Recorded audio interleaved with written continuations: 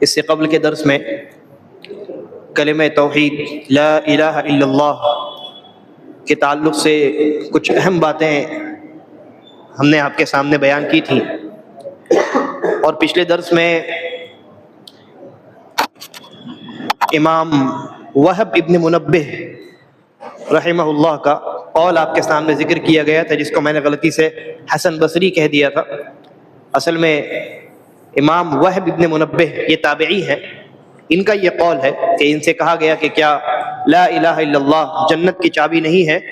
تو انہوں نے کہا کہ یقیناً، لیکن ہر چابی کے دندانے دانت ہوتے ہیں، تو اگر ایسی چابی جس میں صحیح دندانے ہوں، جو تالے کے مطابق ہوں، اگر وہ لائی جائے تو دروازہ کھلتا ہے، ورنہ نہیں کھلتا ہے۔ اور امام حسن البصری رحمہ اللہ کا جو قول تھا وہ یہ تھا کہ ان سے کسی نے کہا کہ لوگ کہتے ہیں کہ جس نے لا الہ الا اللہ کہا وہ جنت میں داخل ہوگا، تو فرمایا من قال لا الہ الا اللہ وادى حقها وفرضها دخل الجنہ، کہ لا الہ الا اللہ جس نے کہا، کہنے کا معنی یہ ہے کہ کہنے کے ساتھ ساتھ اس کے حقوق کو ادا کیا اور اس کی لا الہ الا اللہ کے جو تقاضے ہیں ان تقاضوں کو پورا کیا، تب جنت میں داخل ہوگا۔ تو معلوم ہوا کہ صرف زبان سے کہنا یہ کافی نہیں ہے۔ اہل علم نے جن میں ہم جس عالم کی کتاب پڑھ رہے ہیں، فضیلۃ الشیخ العلامہ عبدالعزیز ابن باز رحمہ اللہ، انہوں نے بھی لا الہ الا اللہ کی شرطوں کو بیان کیا ہے، یعنی کچھ ایسی شرطیں ہیں جن کا پورا کرنا ضروری ہے، تبھی انسان کے اس کلمے میں وہ فائدہ پیدا ہو سکتا ہے جس کی وجہ سے وہ آخرت میں نجات حاصل کرے گا۔ اور اس سے قبل کے درس میں آپ کے سامنے لا الہ الا اللہ کی اہمیت اور اس کی ضرورت کا بیان ہوا تھا کہ یہ کلمہ توحید کچھ لوگوں کے لیے اس قدر ثقیل اور بھاری ہو جائے گا، وزنی ہو جائے گا کہ اس کے بالمقابل اس کے جو گناہ ہوں گے وہ سب ہلکے پڑ جائیں گے۔ اور اسی طرح کلمہ توحید لا الہ الا اللہ یہ تمام اذکار میں سب سے بہتر اور افضل ترین ذکر ہے۔ تو لا الہ الا اللہ کے اندر یہ جو قوت اور طاقت پیدا ہوئی، اور اس کے ذریعے انسان قیامت میں جو نجات حاصل کرے گا، یا یہ کہہ لیجئے کہ کلمہ توحید لا الہ الا اللہ کے نفع بخش ہونے کے لیے کچھ شرطیں ہیں جن کو پورا کرنا ضروری ہے، اور کل ملا کر کے 7 یا 8 شرطیں ہیں۔ شیخ ابن باز رحمہ اللہ نے 8 شرطوں کا تذکرہ کیا۔ جب تک انسان ان شرطوں کو صحیح طریقے پر نہیں جانے گا اور ان کو پورا نہیں کرے گا، تب تک اس انسان کی یہ جو توحید ہے اور اس کا جو زبان سے اقرار ہے کلمہ توحید کا، وہ اس کے لیے فائدہ مند نہیں ہے۔ لا الہ الا اللہ کی جو سب سے پہلی شرط ہے وہ ہے علم حاصل کرنا، لا الہ الا اللہ کے بارے میں جاننا۔ کیا جاننا؟ اس کا معنی اور مفہوم سمجھنا، جیسا کہ گزشتہ درس میں آپ کے سامنے بیان کیا گیا۔ لا الہ الا اللہ اس کے 2 ارکان ہیں، ایک ہے نفی اور ایک ہے اثبات۔ لا الہ یعنی کوئی حقیقی معبود نہیں، الا اللہ سوائے اللہ کے، یعنی وہی حقیقی معبود ہے۔ تو یہ 2 ارکان ہیں، نفی اور اثبات۔ جب ان دونوں کو ایک ہی وقت میں ان دونوں کا اقرار کیا جائے، تب جا کر کے انسان کلمہ توحید کا اقرار کرنے والا قرار پاتا ہے۔ تو کلمہ توحید کا یہ جو معنی ہے کہ نہیں ہے کوئی معبود سوائے اللہ کے، کوئی حقیقی معبود نہیں سوائے اللہ کے، اس معنی کو سمجھنا اور گہرائی کے ساتھ اس سے واقف ہونا، یعنی انسان جب اس کلمے کو کہے تو اس کا معنی سمجھتے ہوئے کہے، تب یہ کلمہ ہمارے لیے مفید ہو سکتا ہے۔ اور اگر کوئی انسان کلمہ توحید زبان سے کہتا تو ہے لیکن اس کا معنی نہیں سمجھتا ہے، تو اس کا نقصان اسی انسان کو ہوگا، اور وہ یہ ہوگا کہ زبان سے کلمہ تو توحید والا پڑھے گا لیکن اس کے اعمال سارے کے سارے شرکیہ اور کفریہ ہوں گے۔ زبان سے کہے گا کہ کوئی حقیقی معبود نہیں سوائے اللہ کے، لیکن بغیر سمجھے کہے گا، نتیجے کے طور پہ ایسے اعمال میں مبتلا ہوگا کہ جن میں واضح اور صریح شرک پایا جائے گا. اللہ کے علاوہ یا اللہ کے ساتھ ساتھ دوسروں کی بھی عبادت کرے گا. چھوٹے بڑے ہر قسم کے شرک میں، ظاہری اور پوشیدہ ہر قسم کے شرک میں وہ انسان مبتلا ہوگا. تو سب سے پہلی چیز ہے جاننا، کلمہ توحید کا معنی سمجھنا. جیسا کہ گزشتہ درس میں یہ آیت بیان کی گئی تھی، اللہ تعالیٰ نے فرمایا فَاعْلَمْ أَنَّهُ لَا إِلَهَ إِلَّا اللَّهُ، کہ جان لیجئے کہ اللہ کے علاوہ کوئی حقیقی معبود نہیں. اس کے بعد فرمایا وَاسْتَغْفِرْ لِذَنبِكَ، اس کے بعد استغفار کیجئے. پہلے لا الہ الا اللہ کا معنی جانیے، اس کے بعد عمل کیجئے. اور نبی اکرم صلی اللہ علیہ وسلم کی حدیث بھی آپ کے سامنے بیان کی گئی. آپ نے فرمایا من مات وهو يعلم انه لا الہ الا اللہ دخل الجنہ، جو انسان اس حال میں مرا کہ وہ جانتا تھا کہ اللہ کے علاوہ کوئی حقیقی معبود نہیں ہے، لا الہ الا اللہ کا معنی اسے معلوم تھا. یعنی انسان کو سوچنا چاہیے کہ ایک آدمی زندگی بھر لا الہ الا اللہ کہتا رہے، سنتا رہے، لیکن اس کا معنی اس کو معلوم نہ ہو، تو کیا آخری وقت میں زبان پر یہ کلمہ جاری ہو سکتا ہے؟ اس کو تو پتہ ہی نہیں ہے کہ اس کلمے کا معنی کیا ہے. تو جب اس کا معنی نہیں پتہ ہے تو اس کی اہمیت سے بھی وہ آگاہ نہیں ہے. کب یہ فائدہ دے گا، کیسے فائدہ دے گا، اس کا معنی کیا ہے، اس کا مطلب کیا ہے، اس کے تقاضے کیا ہے، انسان کو کچھ نہیں پتہ ہے. تو اللہ کے نبی صلی اللہ علیہ وسلم نے بھی یہاں علم کی شرط لگائی ہے کہ جو انسان اس حال میں مرا وَهُوَ يَعْلَمُ، اور وہ جانتا تھا لا الہ الا اللہ کہ اللہ کے علاوہ کوئی حقیقی معبود نہیں، دخل الجنہ، تو وہ انسان جنت میں داخل ہوگا. تو سب سے پہلی چیز کیا ہے؟ لا الہ الا اللہ کا علم، اس کا معنی اور مطلب اور اس کے مفہوم اور اس کے تقاضوں کو سیکھنا، سمجھنا، یہ پہلی چیز. دوسری چیز ہے، دوسری شرط، لا الہ الا اللہ، لا الہ الا اللہ کے ذریعے جنت کو کھولنے کی پہلی شرط بیان ہو گئی. اور وہ کیا ہے؟ کلمہ توحید لا الہ الا اللہ کا معنی سمجھنا اور اس کا علم حاصل کرنا. دوسری شرط جو ہے وہ ہے الیقین، یعنی اس کلمے کو یقین کے ساتھ، اس کلمے کے معنی اور مفہوم پر انسان کا یقین، انسان کا ایمان. انسان نے جان لیا، جاننے کے بعد کیا کرنا ہے؟ اس کلمے کے اوپر یقین رکھنا ہے، پختہ ایمان رکھنا ہے. اس کلمے میں جو بات بیان کی گئی ہے اس بات کو حق اور سچ سمجھنا ہے. کون سی بات بیان کی گئی؟ کہ نہیں ہے کوئی حقیقی معبود سوائے اللہ کے. تو اس بات پر یقین ہونا چاہیے کہ اللہ کے علاوہ کوئی حقیقی معبود نہیں ہے، اور اللہ رب العالمین حقیقی معبود ہے. اور ظاہر ہے کہ جو انسان اللہ رب العالمین کو حقیقی معبود تسلیم کرے گا اس نے پہلے ہی اللہ کے وجود کا اقرار کر لیا ہے نا. جو انسان اللہ کے ایگزسٹنس کو مانتا ہو وہی نا اللہ کو معبود تسلیم کرے گا. اس کا معنی یہ ہے کہ اللہ رب العالمین پر ایمان لانے میں پہلی سیڑھی یہ ہے کہ انسان اللہ تعالیٰ کے وجود کا اقراری ہو کہ اللہ رب العالمین موجود ہے، اور پھر اس کے بعد اس بات کا اقرار کرے یقین کے ساتھ کہ اللہ کے علاوہ کوئی حقیقی معبود نہیں ہے. پوری کائنات میں تمام مخلوقات کی عبادت کا مستحق صرف اور صرف اللہ رب العالمین کی ذات. یقین کا ہونا ضروری ہے. اور کلمہ توحید پر یقین پوری شریعت اسلامیہ پر اور شریعت اسلامیہ کے تمام احکامات پر یقین کو کہتے ہیں. کلمہ توحید پر یقین رکھنے اور کرنے کا مطلب کیا ہے؟ اللہ کے علاوہ کوئی حقیقی معبود نہیں.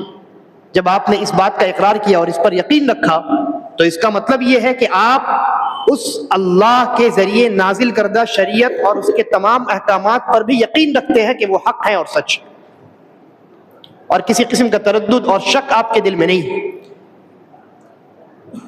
اللہ تبارک و تعالیٰ نے اپنے بندوں کو جن باتوں کی خبر دی ہے، چاہے وہ اس دنیا کے متعلق ہو یا موت کے بعد کی زندگی اور آخرت والی زندگی کے متعلق ہو، ان تمام باتوں کے متعلق یقین ہونا چاہیے. جس طریقے سے اس بات پر یقین ہے کہ اللہ کے علاوہ کوئی حقیقی معبود نہیں، صحیح معنی میں عبادت کا مستحق صرف اللہ کی ذات ہے، اسی طرح اس بات پر بھی یقین ہونا چاہیے کہ اللہ تبارک و تعالیٰ نے یہ دنیا پیدا کی ہے اور ہم تمام اللہ کی مخلوقات ہیں، اور ہر انسان کو موت کا مزہ چکھنا ہے اور موت کے بعد برزخ کی زندگی میں داخل ہونا ہے، برزخ کی زندگی میں قبر ہے، قبر کا عذاب ہے، قبر کی نعمتیں ہیں، قبر کے فتنے اور قبر کے سوالات و جوابات ہیں، اس کے بعد قیامت کا میدان ہے، سور کا پھونکا جانا ہے، اور وہاں انسانوں سے اللہ تبارک و تعالیٰ کا حساب و کتاب لینا ہے، جنت ہے، جہنم ہے، اور اسی طریقے پر جنت اور جہنم کے ساتھ ساتھ اس بات پر بھی یقین رکھنا ہے کہ اس دن اللہ رب العالمین اپنے نیک بندوں اور اپنے اوپر ایمان لانے والوں کو اپنا دیدار کروائے گا، اور اللہ رب العالمین ان کو اپنی رضامندی کا پروانہ دے گا۔ ان تمام باتوں پر یقین رکھنا لا الہ الا اللہ پر یقین رکھنے میں شامل ہے، یا یہ کہہ لیجئے کہ کلمہ توحید پر یقین ہم سے یہ مطالبہ کرتا ہے کہ ہم ان تمام باتوں پر یقین رکھیں، شک نہیں ہونا چاہیے۔ اگر شک پیدا ہوا کہ پتہ نہیں موت کے بعد کوئی زندگی ہے بھی کہ نہیں ہے، شک جو اگر دل میں آیا، اس کا مطلب یہ ہے کہ کلمہ توحید پر ہمارا ایمان صحیح نہیں۔ اللہ نے فرمایا انما المؤمنون، انما جو عربی زبان میں لفظ ہے انما کا ترجمہ ہوتا ہے، سٹیک ترجمہ کیجئے گا تو ترجمہ ہوگا صرف اور صرف، انما تو کہا انما المؤمنون، مومن تو صرف اور صرف وہی ہے الذین آمنوا باللہ، کہ جنہوں نے اللہ رب العالمین پر ایمان لایا، ورسولہ، اور اس کے رسول پر ایمان لایا، ثم لم یرتابوا، پھر شک میں نہیں پڑے، کسی قسم کا شک نہیں پیدا ہوا ان کے دل میں، نہ اللہ کے متعلق، نہ رسول اللہ کے متعلق، نہ فرشتوں کے متعلق، نہ جنت جہنم کے متعلق، کسی قسم کا کوئی شک و شبہ ان کے دل میں پیدا نہیں ہوا۔ سوشل میڈیا کا زمانہ یہ انتہائی فتنے والا زمانہ ہے۔ اس زمانے میں اچھے خاصے ایمان والے اور یقین والے انسان کے ایمان و یقین کو متزلزل اور اس کو کمزور کرنے کے بہت سارے ذرائع ہیں۔ ایک انسان صبح سے لے کے شام تک اپنے موبائل کے ساتھ جڑا رہتا ہے، شب و روز مختلف قسم کی چیزیں، ویڈیوز، اور بہت سارے لوگوں سے وہ متاثر ہوتا ہے، سنتا رہتا ہے۔ ممکن ہے کہ شروع میں وہ صحیح بات اور غلط بات کے درمیان کچھ فرق کر سکے، لیکن یہ انسانی فطرت ہے کہ جب ایک ہی بات بار بار اس کے سامنے بیان کی جاتی ہے تو انسان کا جو یقین ہے وہ ذرا کمزور پڑ جاتا ہے۔ آپ جانتے ہوں گے کہ کچھ لوگ ایسے، کیونکہ یوٹیوب ہے اور فیس بک ہے اور اس طرح سے جو یہ پلیٹ فارم ہے سوشل میڈیا کا، یہ اوپن پلیٹ فارم ہے، کوئی بھی انسان کبھی بھی کہیں سے بھی بیٹھ کر کے اپنی بات یہاں ڈال سکتا ہے، انڈیل سکتا ہے۔ تو کچھ لوگ ایسے آئے ہیں جنہوں نے آنے کے بعد مختلف طرح کی تھیوریز پیش کی ہے انسانی زندگی کے متعلق۔ تو کچھ لوگوں نے کہا کہ بھائی یہ جو ہماری زندگی ہے، یہ جو انسانیت اس دنیا پر بستی ہے، یہ صرف مطلب یہ کہ آپ کہہ لیجئے کہ یہ ایک ویڈیو گیم کی طرح ہے۔ ایک انسان ویڈیو گیم کھیلتا ہے تو ویڈیو گیم میں کیریکٹرز ہوتے ہیں، اور اس کو کنٹرول کون کرتا ہے؟ ویڈیو گیم کھیلنے والے۔ تو وہ جو کیریکٹرز ہیں وہ گیم کے اندر ہیں، ان کی حقیقت نہیں ہے۔ ان کو کہنے والے کہتے ہیں کہ ان کو جو کیریکٹرز ہیں ان کو یہ لگتا ہوگا کہ ہم حقیقت میں موجود ہیں، لیکن جو ویڈیو گیم کھیلنے والا انسان ہے اس کو معلوم ہے کہ وہ حقیقی دنیا نہیں ہے کہ نہیں؟ تو کچھ لوگوں نے اس طرح کی تھیوریز پیش کی ہیں، اور یہ حقیقت میں انسان کے ایمان اور یقین کو کمزور کر دینے والی باتیں۔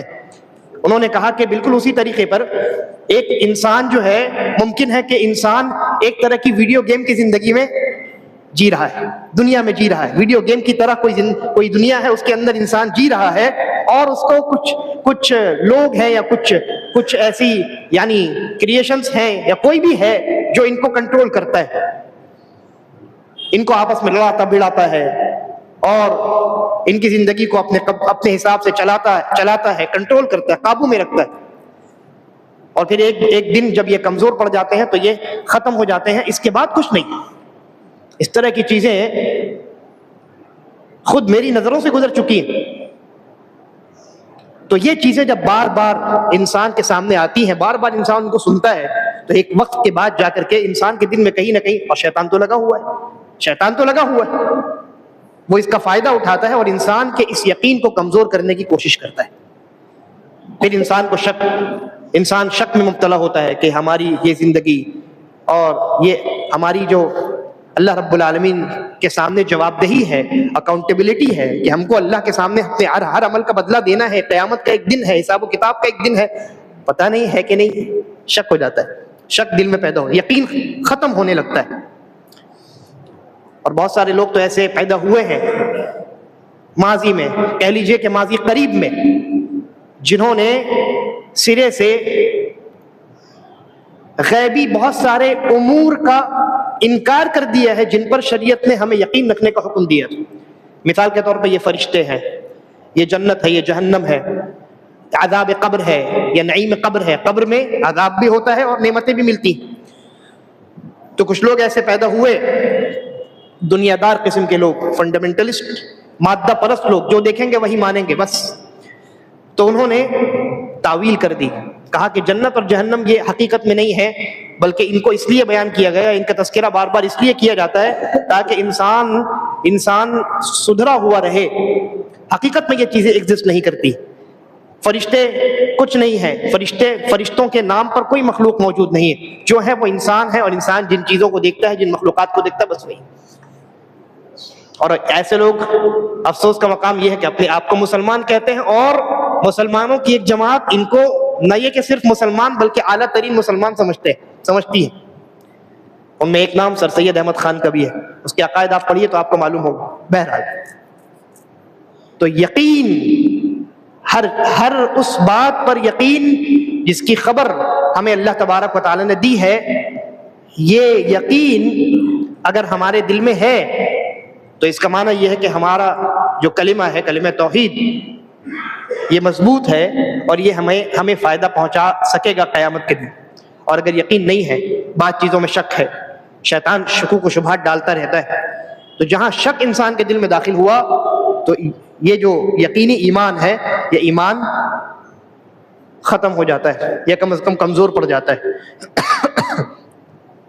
اسی لیے نبی اکرم صلی اللہ علیہ وسلم کی حدیث ہے صحیح مسلم کی، آپ نے ارشاد فرمایا،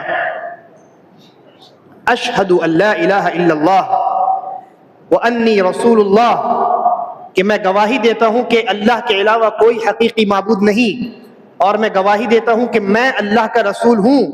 یہ کہنے کے بعد دو گواہیاں اللہ کے نبی نے بڑی بڑی گواہیاں خود پیش کی، اور اس کے بعد ایک بڑی اہم بات بتائی. اس اہم بات کو بتانے کے لیے دو بڑی بڑی گواہیاں پیش کی. اس کے بعد کیا فرمایا؟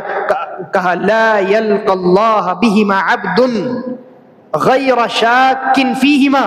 یہ جو دو بڑی بڑی گواہیاں میں نے پیش کی ہیں، کوئی بھی بندہ اگر ان دونوں گواہیوں کے متعلق یقین کے ساتھ زندگی گزارتے ہوئے اپنے رب سے، اللہ تبارک و تعالیٰ سے ملاقات کرے گا، غیر شاک فیہما، شک اس کے دل میں نہیں ہوگا، نہ اللہ کی وحدانیت کے متعلق نہ میری رسالت کے متعلق، الا دخل الجنہ، تو وہ انسان جنت میں داخل ہوگا.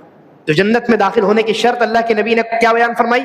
شک نہیں ہونا چاہیے، شک نہیں ہونا چاہیے. یہ دوسری شرط تھی. سب سے پہلی شرط کیا ہے؟ علم. اور دوسری شرط کیا ہے؟ یقین. یہ باتیں یاد رکھنے کی ہیں جی. اور تیسری شرط ہے اخلاص. اخلاص کا معنی کیا ہے؟ اخلاص کا معنی ہے پیورٹی، یعنی جس میں کسی اور چیز کی ملاوٹ نہ ہو. کیا مطلب ہوا؟ انسان زبان سے تو کہتا ہے لا الہ الا اللہ، اللہ کے علاوہ کوئی حقیقی معبود نہیں، تو اس کلمے کی روشنی میں اخلاص کیا ہے؟ اخلاص یہ ہے کہ اس کی عبادت محض اللہ رب العالمین کے لیے ہو، اللہ کے علاوہ کسی کی عبادت نہ کرے، وہ کسی بھی قسم کی عبادت اللہ کے علاوہ کسی اور کے لیے انجام نہ دے. اور اس کلمے کو اخلاص کے ساتھ ادا کرنے اور اس پر یقین رکھنے میں یہ بھی شامل ہے کہ انسان کی تمام تر عبادتیں محض اللہ تبارک و تعالیٰ کو راضی کرنے کے لیے ہوں. کیونکہ اگر عبادتوں میں اخلاص ختم ہوا تو عبادتیں بیکار ہو جاتی، اور عبادتوں میں جس قدر اخلاص بڑھتا جائے گا انسان اس قدر اللہ تبارک و تعالیٰ کے ہاں معزز اور مکرم بنتا جائے گا. ایک روایت دیکھیے، بڑی پیاری روایت ہے، بڑی خوبصورت روایت ہے. نبی اکرم صلی اللہ علیہ وسلم نے ارشاد فرمایا، روایت جو ہے صحیح بخاری کے اندر ہے، حضرت ابو ہریرہ سے منقول ہے، فرمایا اسعد الناس بشفاعتی یوم القیامہ، قیامت کے دن میری شفاعت کا سب سے زیادہ مستحق وہ انسان ہوگا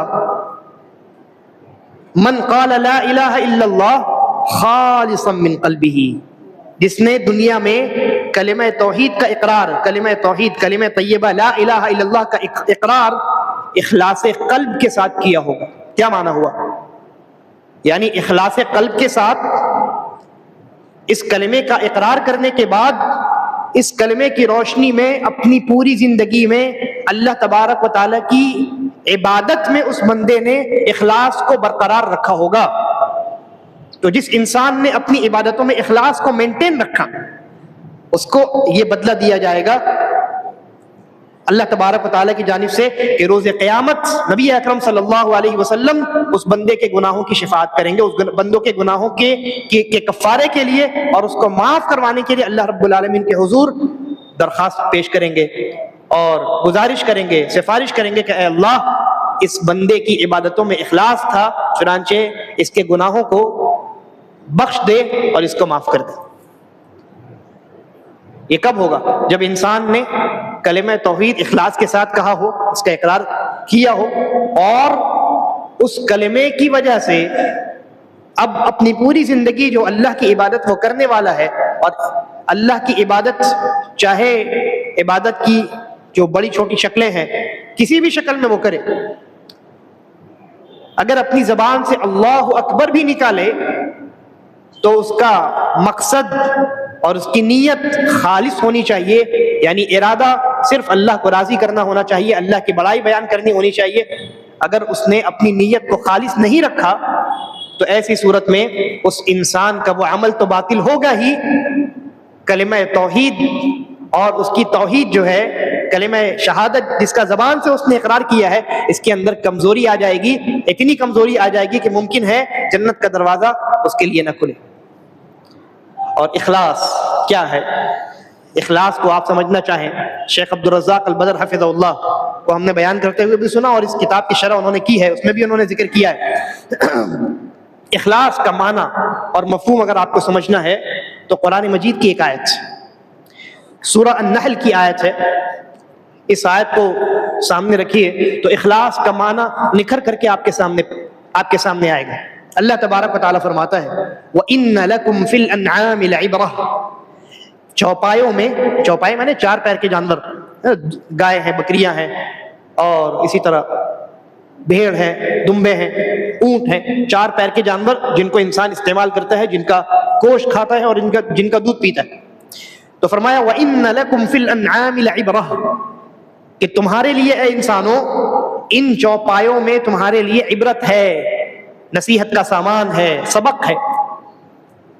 فرمایا نسقیکم مما فی بطونہ، اس کے پیٹ میں جو کچھ ہے، جو کچھ ہے پیٹ میں، جانور کے پیٹ میں کئی چیزیں ہوتی ہیں، ہے نا، وہ جو کچھ کھاتا ہے وہ بھی ہے، پھر اس غذا کے ذریعے سے بننے والی کئی چیزیں اس کے جسم میں موجود ہوتی ہیں، خون بھی ہے اور اسی طریقے پر غلاظت بھی ہے نا، کئی چیزیں۔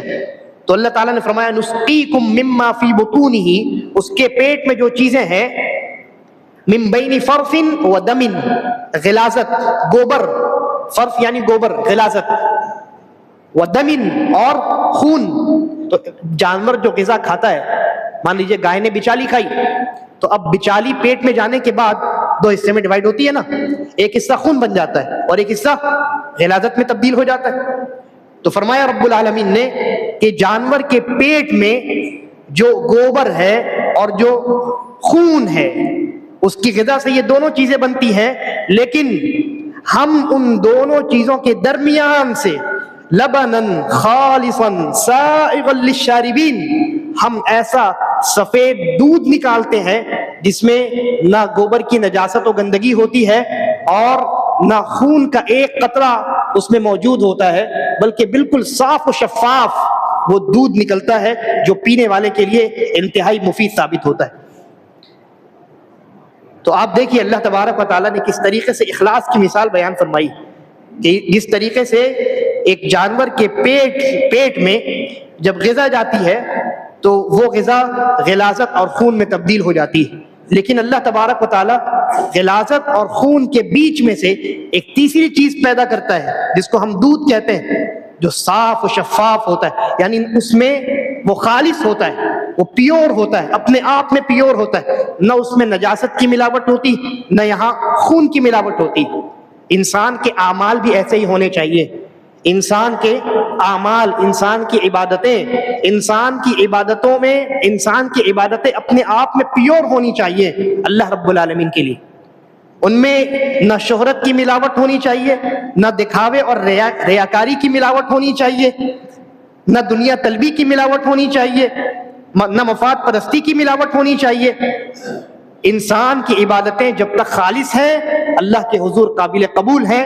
اس طریقے سے دودھ جب تک خالص ہے تو انسان کے پینے کے لائق ہے، ویسے ہی انسان کے اعمال، انسان کی عبادتیں، انسان کی نمازیں، انسان کے روزے اور دیگر عبادات جب تک خالص ہیں وہ انسان کے لیے مفید ہیں اور اس کے کلمے کو مضبوط کرنے والی ہے.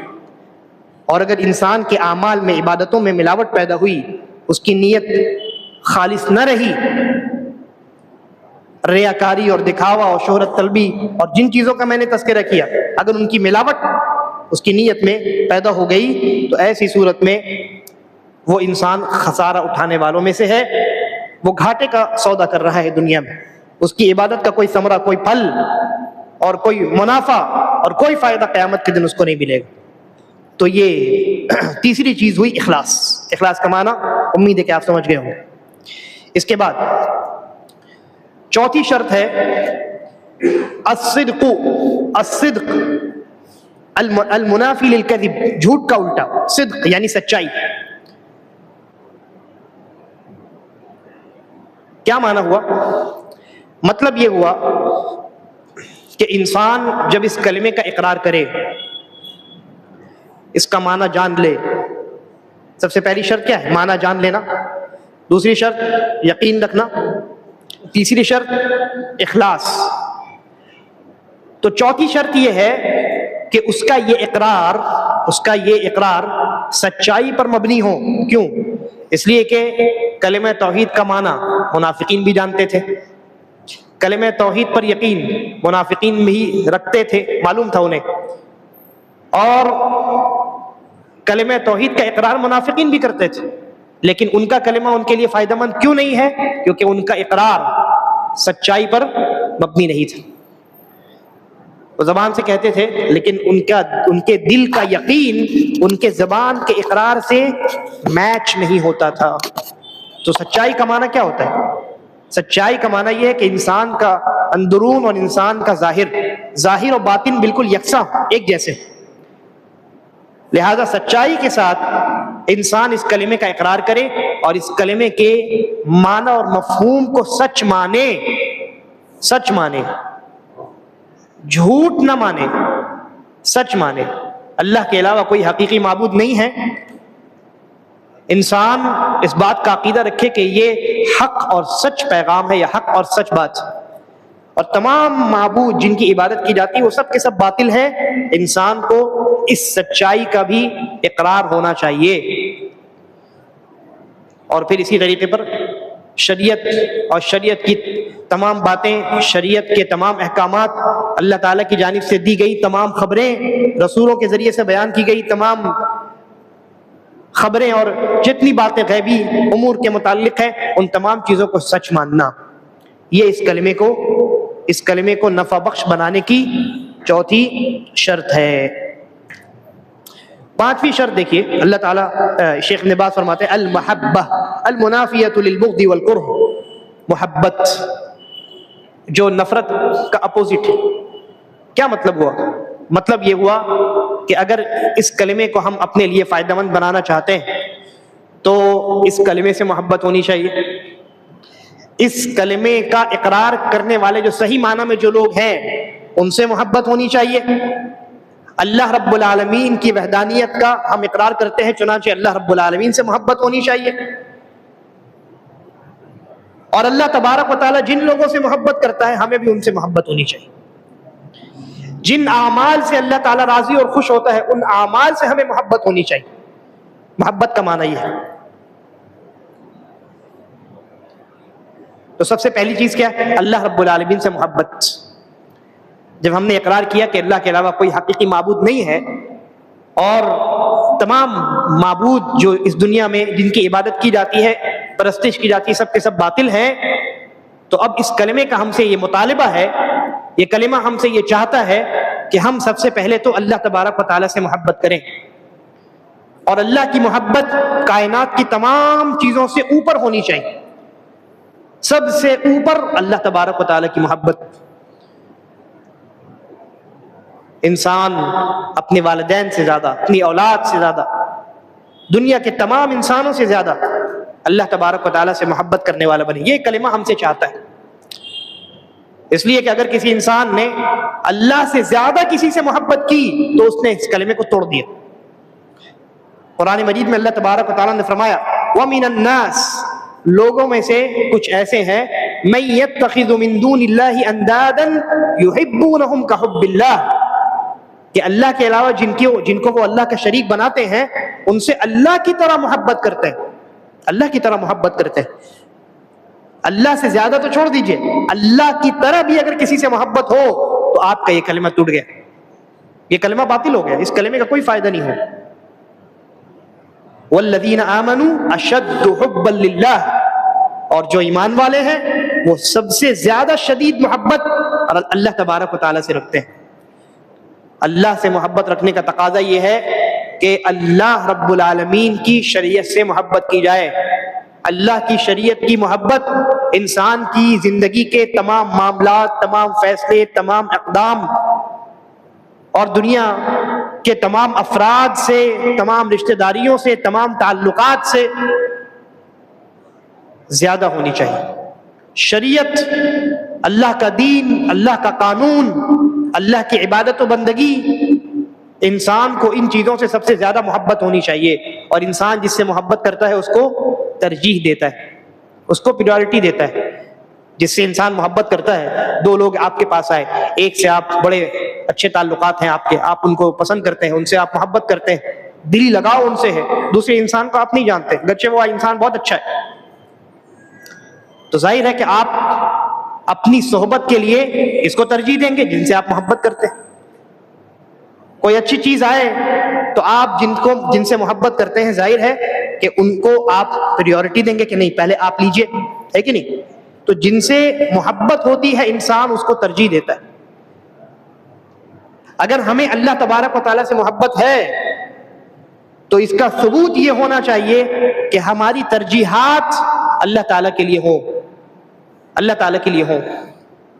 ہم اپنی زندگی میں کوئی بھی فیصلہ کریں، کوئی بھی قدم اٹھائیں، اللہ تعالیٰ کی محبت صرف فہرست ہونی چاہیے. سب سے پہلے ہم یہ دیکھیں کہ اللہ رب العالمین کو یہ بات پسند ہے کہ نہیں. ہمیں اگر کسی چیز سے فرق پڑنا چاہیے تو اللہ تعالیٰ کی پسندیدگی اور اللہ تعالیٰ کی ناراضگی سے پڑھنا چاہیے، کیونکہ ہم اللہ سے سب سے زیادہ محبت کرنے والے ہیں. بسا اوقات اللہ کی محبت اور مخلوقات کی محبت میں ٹکراؤ ہو جاتا ہے نا. اللہ تعالیٰ چاہتا ہے کہ یہ کام نہ ہو، سوسائٹی چاہتی ہے، خاندان والے چاہتے ہیں، دوست احباب چاہتے ہیں، یہاں تک کہ بعض اوقات والدین چاہتے ہیں، بعض اوقات اولاد یہ طلب کرتی ہے کہ نہیں یہ کام آپ کریں، یہ کام آپ کو کرنا ہے. جب اللہ کی محبت اور مخلوقات کی محبت میں ٹکراؤ ہو جائے تو مومن کے ایمان کا تقاضا یہ ہے کہ وہ اللہ رب العالمین کی محبت کو ترجیح دے. اس کو اللہ کی محبت سے فرق پڑنا چاہیے. باقی مخلوقات کی محبت اس قابل نہیں ہے کہ اسے انسان اس قدر ترجیح دینے لگے کہ اللہ رب العالمین کی اور اللہ کی شریعت کی اور اللہ کے رسول صلی اللہ علیہ وسلم کی محبت کے پر ان تمام چیزوں کو فوقیت وہ دینے لگے. لہذا کلمہ توحید ہم سے یہ مطالبہ کرتا ہے کہ ہم اپنی پوری زندگی میں اللہ تعالیٰ کی نازل کردہ شریعت کو ترجیح دینے والے بنیں. گرچہ دنیا ناراض ہوتی ہو، گرچہ لوگ ہم سے روٹھ جاتے ہوں، گرچہ کوئی ہم سے خفا ہو جاتا ہو، لیکن ہم سے ہمارا رب اگر راضی ہے تو ایسے لوگ ناراض ہوتے رہیں، ہمیں اس سے فرق نہیں پڑنا چاہیے. لیکن اگر پوری دنیا راضی ہے اور اللہ تبارک و تعالیٰ ناراض ہوتا ہے تو یہ ناراضگی ہمیں بہت بھاری پڑنے والی، اس سے ہمارا ایمان ختم ہو جائے، ہمارا یہ کلمہ ٹوٹ جائے گا، اس کلمے میں کوئی وزن اور اس کلمے کی کوئی قیمت اللہ تعالیٰ کی نظر میں باقی نہیں رہے گی۔ قیامت کے دن اس کلمے کا ہمیں کوئی فائدہ نہیں ملے گی، جنت نہیں کھلے گی بھائی، جنت کی کنجی ہے نا، تو جب یہ کنجی، یہ چابی، اس کے دندانے ٹوٹے ہوئے رہیں، ایک دانہ بھی، ایک دانت بھی اگر چابی کے ٹوٹ جائیں تو تالا نہیں کھلے گا، جنت کھلنے والی نہیں۔ اور مسئلہ محبت کے ضمن میں یہ بھی ہے کہ جس طریقے سے اس کلمے کے اقرار کرنے والوں سے اور اس کلمے پر چلنے والوں سے ہمیں محبت ہونی چاہیے، یعنی ان مسلمانوں سے جو کلمہ توحید کا برملا اقرار کرتے ہیں، ان سے ہماری دلی اور قلبی محبت ہے۔ محبت کا معنی یہی ہوتا ہے کہ انسان دل سے کسی کو چاہتا ہے، پسند کرتا ہے۔ تو جہاں اس کلمے کا تقاضا یہ ہے کہ ہم کسی سے محبت کریں اس لیے کہ وہ اس کلمے کا اقراری ہے، وہیں یہ کلمہ ہم سے یہ بھی چاہتا ہے کہ جو لوگ اس کلمے کے منکر ہیں ان کے دل میں ہمارے لیے محبت نہ ہو بلکہ نفرت ہو، ان کے کفر کی وجہ سے، ان کے کفر کی وجہ سے، ان کے شرک کی وجہ سے، ان کے الحاد اور ان کے نفاق کی وجہ سے، اس کلمے کے منکر ہونے کی وجہ سے ہمارے دل میں ان کے لیے بغض ہو، نفرت ہو۔ یہ واجب ہے مسلمانوں کو۔ یعنی ایک جملے میں کہا جائے تو اہل ایمان سے محبت واجب ہے اور اہل کفر سے بغض اور نفرت یہ بھی واجب ہے، اور اس کے برعکس اہل ایمان سے مطلقاً یعنی کلی طور پر، مکمل طور پر بغض اور نفرت حرام ہے، اور اسی طریقے پر اہل کفر سے، اہل شرک سے ذرہ برابر بھی محبت یعنی دل کا لگاؤ، ظاہری ان کے ساتھ اچھا برتاؤ اس کی بات نہیں ہو رہی، وہ جائز ہے۔ قلبی لگاؤ، دل سے کسی سے محبت کرنا اہل کفر اور اہل شرک اور اہل نفاق ان لوگوں کے ساتھ حرام ہے۔ اس مسئلے پر اگر کبھی موقع ملا تو تفصیل سے انشاءاللہ آپ کے سامنے باتیں آئیں گی۔ یہ مسئلہ ولا اور برا کا ہے، کلمے کی بنیاد پر، ایمان کی بنیاد پر محبت کرنا، اور اس محبت کی بنیاد پر دوستی رکھنا یا دشمنی رکھنا، دوستی رکھنا، ساتھ دینا یا اس سے برات کا اظہار کرنا، یہ عقیدے کا ایک خاص باب ہے۔ اور ایک حدیث کے اندر نبی اکرم صلی اللہ علیہ وسلم نے اس عقیدے کو العروۃ الوثقی قرار دیا، یعنی اسلام کی سب سے مضبوط کڑی۔ تو اس پر ایک تفصیلی گفتگو کی ضرورت ہے، اس لیے فی الوقت میں اس موضوع پر زیادہ گہرائی میں اس موضوع کے اندر ابھی داخل نہیں ہو رہا ہوں، انشاءاللہ موقع ملا تو اس پر بھی تفصیلی بات ہوگی۔ تو ہم بات کر رہے تھے پانچویں شرط کے متعلق جو محبت ہے، کلمے سے محبت، اللہ تعالیٰ سے محبت، اس کلمے کے جو اقرار کرنے والے اہل ایمان ہیں ان سے محبت، اسی طرح نیک اعمال سے محبت، ان تمام چیزوں سے، اللہ اور اس کے رسول کی محبت کے ساتھ ساتھ ان تمام لوگوں سے اور چیزوں سے اور اعمال سے محبت ہمیں رکھنی ہے۔ اس بات کا مطالبہ ہم سے کلمہ توحید کرتا ہے۔ اس کے بعد چھٹی شرط ہے الانقیاد، المنافی للترک۔ انقیاد کا معنی کیا ہوتا ہے؟ انقیاد کا معنی ہوتا ہے اطاعت گزاری، یعنی آپ نے جان لیا، یقین کر لیا، دل سے قبول کر لیا، سچ مان لیا، اخلاص کے ساتھ اس کلمے کو آپ نے کہہ دیا۔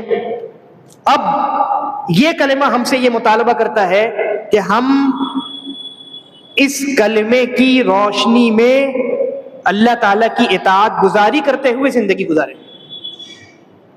اور اطاعت گزاری کا اپوزٹ ہے چھوڑ دینا، نافرمانی کرنا۔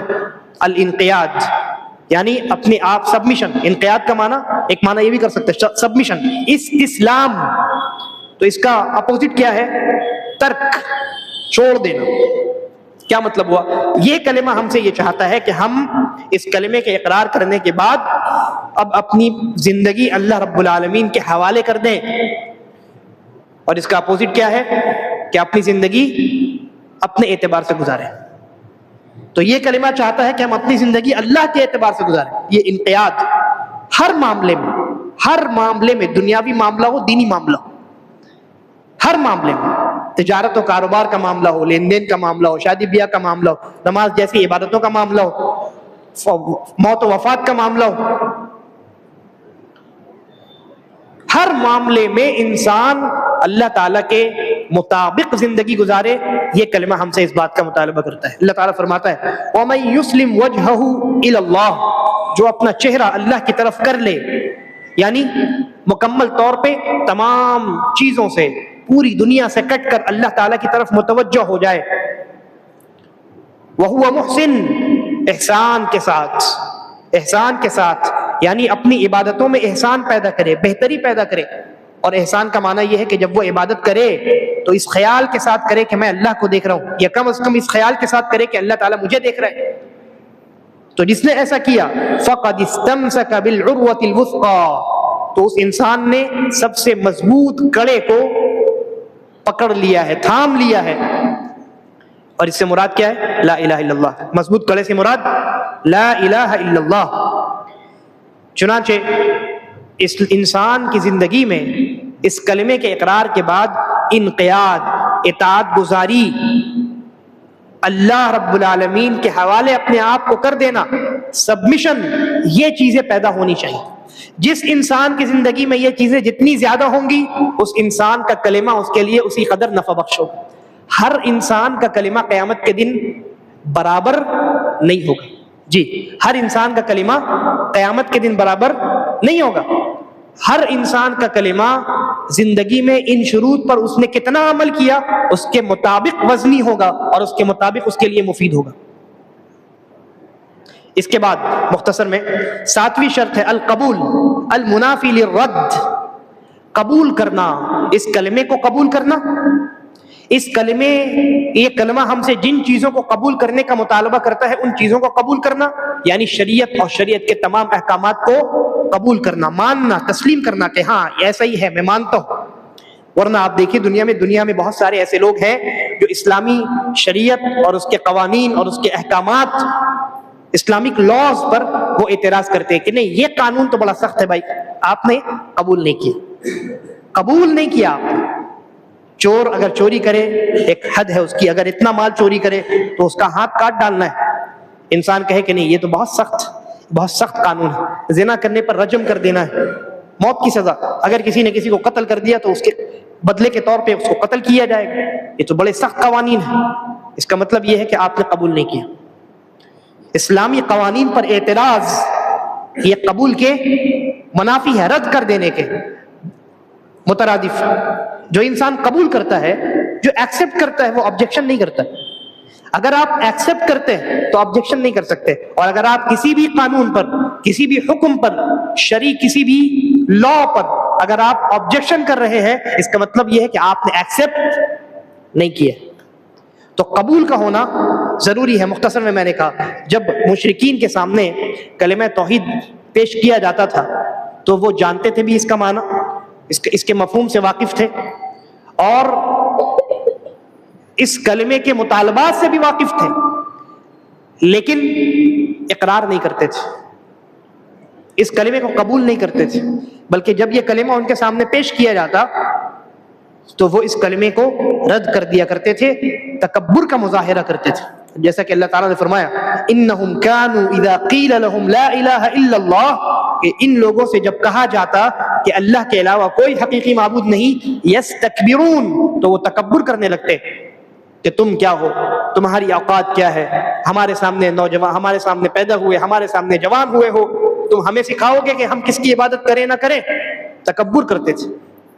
حالانکہ اس کلمے کا تقاضا یہ ہے کہ جب یہ کلمہ بیان کیا جائے یا اس کلمے کے مطالبات پیش کیے جائیں تو انسان اپنے سر کو خم کر دے، فوراً قبول کرے۔ اللہ کا فرمان کہیں آ جائے، رسول اللہ صلی اللہ علیہ وسلم کا فرمان اور آپ کا ارشاد کہیں پیش کیا جائے، انسان اپنے سر کو خم کر دے، سر تسلیم خم کر دے، ایکسیپٹ کرے کہ بالکل ایسا ہی ہے، اللہ اور اس کے رسول کے فرمان کے سامنے اپنی زبان نہ چلائے۔ تو یہ کہا کرتے تھے، وَيَقُولُونَ، مشرکین کہا کرتے تھے، أَإِنَّا لَتَارِكُو آلِهَتِنَا لِشَاعِرٍ مَجْنُونٍ، اس پاگل شاعر کی وجہ سے ہم اپنے بڑے بڑے معبودوں کی، جن کی عبادت صدیوں سے ہم کرتے چلے آ رہے ہیں، ان کی عبادت کو ہم ترک کر دیں؟ تو تکبر کرتے تھے، رد کر دیتے تھے، اس کلمے کو قبول نہیں کرتے تھے۔ آج بھی مسلمانوں میں بہت سارے ایسے لوگ ہیں، بہت سارے ایسے لوگ جو یا تو زبانی طور پر اسلامی احکامات کا مذاق اڑاتے ہیں اور اس کا انکار کرتے ہیں، یا انکار کی کئی شکلیں ہو سکتی ہیں، صرف یہی شکل نہیں ہے کہ ہم نہیں مانیں گے، یہ تو ایک واضح شکل ہے، اس کے علاوہ اور بھی کئی شکلیں ہیں۔ ایک شکل یہ بھی ہے کہ کوئی انسان اسلامی احکامات پر عمل کرے اور آپ اس کا مذاق اڑائیں۔ ایک انسان داڑھی رکھے جوانی میں، داڑھی والا نوجوان جب کسی کو دکھائی دے تو وہ مذاق اڑائے کہ لگتا ہے کہ اس کی موت آنے والی، بوڑھا ہو گیا، ابھی شادیاں کرنی، ابھی ایک عمر پڑی، ابھی سے داڑھی رکھتا ہے، ملا مولوی بن گیا، مذاق اڑاتے ہیں۔ کوئی انسان ٹخنے سے اوپر کپڑا پہنتا ہے تو کہتے ہیں کہ لگتا ہے کنجوس آدمی، پیسہ نہیں ہے اس کے پاس، لمبا کپڑا نہیں سلا سکتا ہے، مذاق اڑاتے ہیں۔ اسلامی احکامات کا مذاق اڑانا یہ اسلامی احکامات کو رد کر دینے کے مترادف ہے، یہ ایکسیپٹنس نہیں ہے، یہ ریجیکشن ہے، آپ نے ریجیکٹ کر دیا، ورنہ آپ اعتراض نہیں کرتے۔ تو ایک تو یہ اسی طریقے پر اعتراض یا یہ کہہ لیجئے کہ ریجیکشن کی ایک شکل یہ بھی ہے کہ انسان اسلامی احکامات پر مکمل طور پر عمل کرنا ترک کر دے، چھوڑ دے۔ اس کو معلوم ہے کہ نمازیں واجب ہیں، فرض ہیں ہم مردوں کے اوپر، عورتوں کے اوپر، لیکن وہ ان نمازوں کا اہتمام نہ کرے، نمازوں کو انجام دے۔ اس سے کہیے کہ نماز پڑھنا واجب، ہاں بالکل، کہے گا ہاں واجب تو ہے، نمازیں اللہ تعالیٰ نے مردوں اور عورتوں پر فرض قرار دی ہے، جی ہاں بالکل، لیکن پڑھتا نہیں، ایک وقت بھی مسجد میں نہیں آتا۔ تو اگر وہ مانتا ہوتا تو اس کا ایکسیپٹنس اس کی زندگی میں دکھائی دیتے۔ وہ گرچہ زبانی طور پہ کہتا ہے کہ میں مانتا ہوں، لیکن اس کے اعضاء و جوارح، اس کے اعمال یہ بتاتے ہیں کہ یہ انسان نہیں مانتا ہے، کیونکہ مانتا تو ظاہری طور پر اس کی زندگی میں وہ چیز دکھائی دیتی۔ تو ایک یہ بھی طریقہ ہے رد کر دینے کا، ایک یہ بھی طریقہ ہے، لہذا ہر اعتبار سے قبول کرنا ہے، یعنی انسان پوری شریعت اور شریعت کے تمام احکامات، تمام قوانین کو صدق دل سے قبول کرے، اس پر عمل کرے، اس کے مطابق زندگی گزارے، شریعت پر عمل کرنے والوں کا احترام کرے، شریعت کی خلاف ورزی کرنے والوں پر اعتراض کرے، اور جہاں دفاع کی ضرورت پڑے وہاں وہ دفاع کے لیے بھی تیار ہے۔ تو یہ معنی ہے قبول کا۔ یہ کلمہ ہم سے مطالبہ کرتا ہے کہ ہم اپنی زندگی میں اس کلمے کا تقاضا، اپنی زندگی میں اس کلمے کے تقاضے پر عمل کریں، اور اللہ تبارک و تعالی نے جس طرح ہمیں زندگی گزارنے کا حکم دیا ہے اسی طریقے پر ہم زندگی گزاریں، کیونکہ وہ ہمارا معبود ہے، ہمارا خالق و مالک ہے۔ تو یہ 7 شرطیں ہیں، اکثر اہل علم نے ان 7 شرطوں کو ذکر کیا، یعنی 7 شرطیں ذکر کی، لیکن بعض علماء نے 8ویں شرط بھی ذکر کی ہے، جن میں شیخ ابن باز ہے۔ اصل میں یہ 8ویں شرط جو ہے یہ ان 7 شرطوں میں کہیں نہ کہیں داخل، دیکھیے کیا ہے، کہتے ہیں شیخ ابن باز، الکفر بما یعبد من دون اللہ، اللہ کے علاوہ جن کی بھی عبادت کی جاتی ہے ان تمام مخلوقات، ان تمام باطل معبودان کا انکار کرنا، کفر کرنا۔ تو یہ پہلے ہی چیز میں ہم نے کہا نا کہ کلمہ توحید پر، کلمہ طیبہ پر ایمان لانے اور اس کے اقرار کرنے میں پہلی چیز کیا ہے؟ اس کلمے کا علم حاصل کرنا، اس کا معنی سمجھنا، اور اس کو پھر اس کے بعد اس کے اوپر یقین رکھنا، اور اسی طریقے پر اخلاص کے ساتھ اس کلمے کو کہنا، اس کے معنی اور مفہوم کو سمجھتے ہوئے اس کلمے کو قبول کرنا۔ تو ظاہر ہے کہ انسان جب اس کلمے کا معنی سمجھے گا، اس پر یقین رکھے گا اور اس کو قبول کرے گا، تو وہ اللہ کے علاوہ تمام معبودان کو باطل مانے گا، تمام معبودوں کا کفر کرے گا، صرف اللہ کی وحدانیت کی گواہی دے گا۔ تو یہ 8ویں شرط اصل میں ان 7 شرطوں میں داخل ہے، لیکن شیخ نے الگ سے تاکیدی طور پر اس شرط کو الگ سے ذکر کر دیا ہے، اور ایسا ہوتا ہے۔ قرآن مجید کا بھی مطالعہ کیجئے تو اللہ تعالیٰ نے بھی یہ اسلوب اختیار کیا ہے۔ سورۃ العصر میں اللہ نے کیا فرمایا کہ سارے انسان خسارے میں ہیں، الا الذین آمنوا وعملوا الصالحات، سوائے ان لوگوں کے جنہوں نے ایمان لایا اور نیک عمل کیا۔ سوال یہ ہے کہ کیا عمل ایمان کے اندر شامل نہیں ہے؟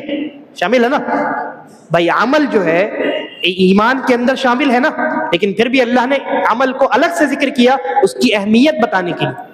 تو ویسے ہی شیخ ابن باز رحمہ اللہ نے 8ویں شرط جو ہے یہ سابقہ 7 شرطوں میں داخل ہے، لیکن اس 8ویں شرط کی اہمیت اور اس کی ضرورت کے پیش نظر اس کو الگ سے ذکر کیا ہے کہ انسان جہاں اللہ کی وحدانیت کا اقرار کرے وہیں تمام باطل معبودوں کا انکار کرے، برملا ظاہری طور پر انکار کرے اور ان کو باطل مانے اور زبان سے باطل کہے، ان کے بطلان کا باطل ہونے کا عقیدہ رکھے، یہ انتہائی ضروری ہے۔ جیسا کہ میں نے گزشتہ درس میں ذکر کیا تھا کہ بہت سارے لوگ ہیں جو سب کے سامنے اچھا بننے کی کوشش کرتے ہیں کہ ہمیں کوئی برا نہ کہے، تو موحدین کے سامنے توحید کی بات کرتے ہیں اور مشرکین کے سامنے یا تو ان کی تعریف کرتے ہیں یا خاموش رہتے ہیں۔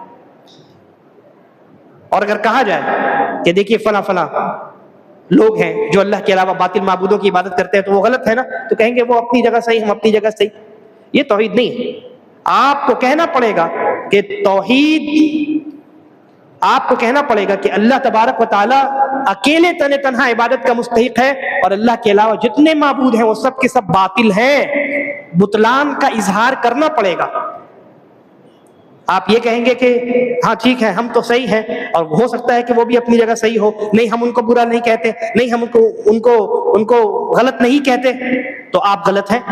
اگر آپ نے غلط نہیں کہا تو آپ غلط، کیونکہ یہ کلمہ ہم سے اسی بات کا مطالبہ کرتا ہے۔ اسی لیے شیخ نے، چونکہ لبرل مائنڈڈ جو لوگ ہیں، لبرلزم جو ہے بہت تیزی کے ساتھ پھیل رہا ہے آج کے زمانے میں، لبرلزم آزادانہ جو خیال ہے اور جو آزادانہ فکر ہے کہ بھائی ہم دنیا میں بس زندگی گزاریں اور سب کی نظر میں اچھا بنے رہیں، تو اس کے لیے آپ کسی کو غلط نہیں کہہ سکتے، تو ہم بھی صحیح، آپ بھی صحیح، وہ بھی صحیح، وہ بھی صحیح۔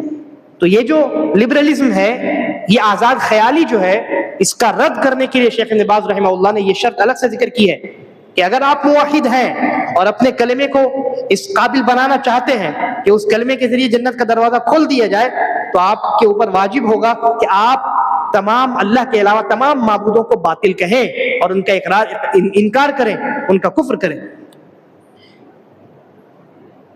جیسا کہ اللہ تبارک و تعالیٰ کا فرمان بھی موجود ہے، فَمَن يَكْفُرْ بِالطَّاغُوتِ وَيُؤْمِن بِاللَّهِ، جو طاغوت یعنی باطل معبودوں کا انکار کرے اور اللہ پر ایمان رکھے، تب اس نے فَقَدْ اسْتَمْسَكَ بِالْعُرْوَةِ الْوُثْقَىٰ، تو اس نے مضبوط ترین کڑے کو یعنی کلمہ توحید کو تھام لیا۔